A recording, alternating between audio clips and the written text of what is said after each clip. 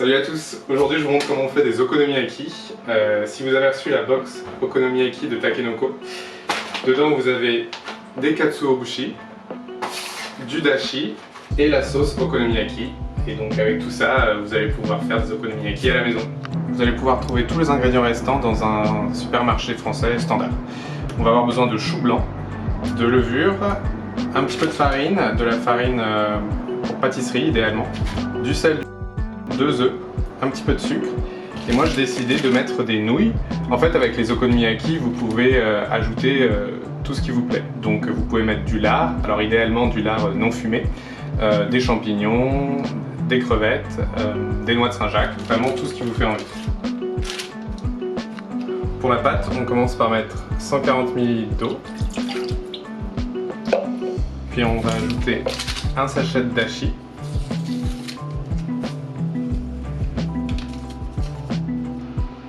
Environ un quart de cuillère à café de levure. Une pincée de sel. Et une pincée de sucre.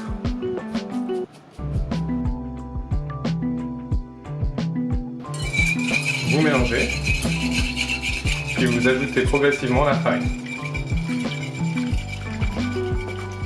Ici, pour 2 personnes, j'ai mis environ 100 g de farine.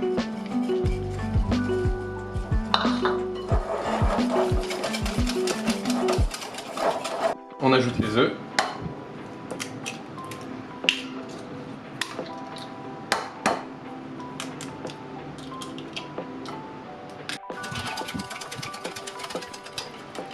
Puis on ajoute le chou à la pâte.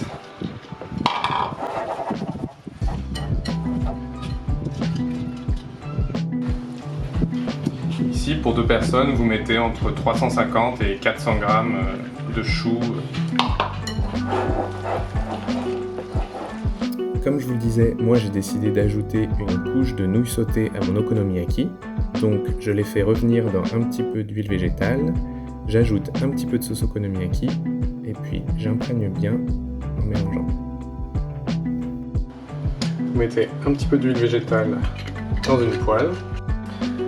Alors moi, puisque j'ai choisi de mettre des nouilles, je vais le faire en plusieurs couches, mais vous avez juste à à cuire votre pâte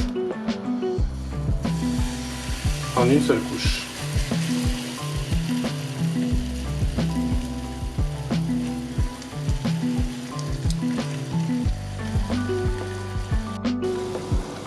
Ensuite, je mets une couche de nouilles.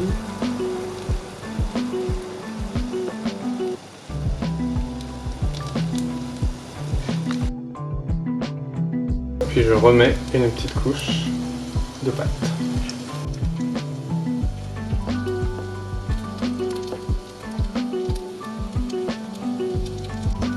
Pour la cuisson, comptez 5 minutes sur chaque face.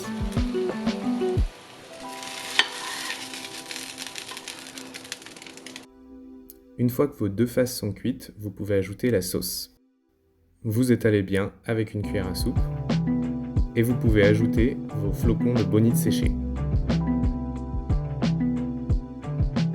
Vous allez voir, avec la chaleur, ils vont se mettre à bouger et c'est assez marrant, on dirait que c'est vivant en fait.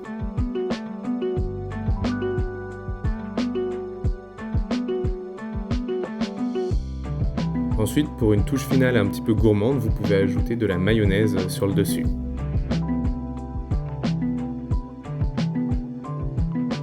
Et ça y est, c'est prêt. Maintenant, vous n'avez plus qu'à déguster. Bon appétit!